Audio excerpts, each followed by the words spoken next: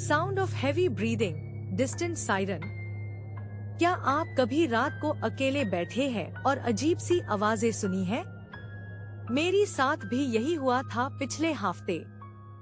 Main Rohan kitchen में चाय बना रहा था। रात के लगभग 2 बजे। Sudden silence.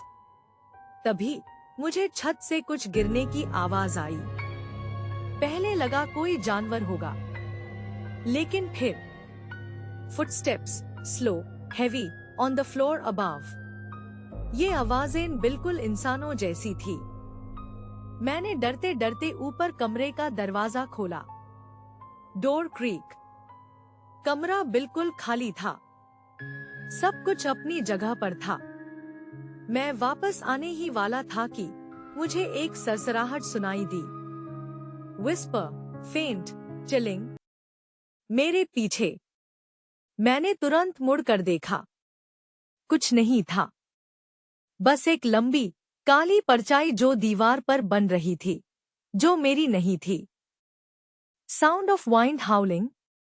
मैं जोर से चिल्लाकर नीचे भगा। पूरे घर में भगता रहा, सोच रहा था कि ये सब क्या था। अगली सुबह सब शांत था। मैंने सब चेक किया, कुछ नहीं मिला। लेकिन उस रात के बाद से जब भी मैं अकेला होता हूँ, मुझे वही हल्की सरसराहट और वो लंबी परछाई दिखाई देती है। क्या उस कमरे में कोई और भी था? या फिर वो परछाई मेरी ही थी?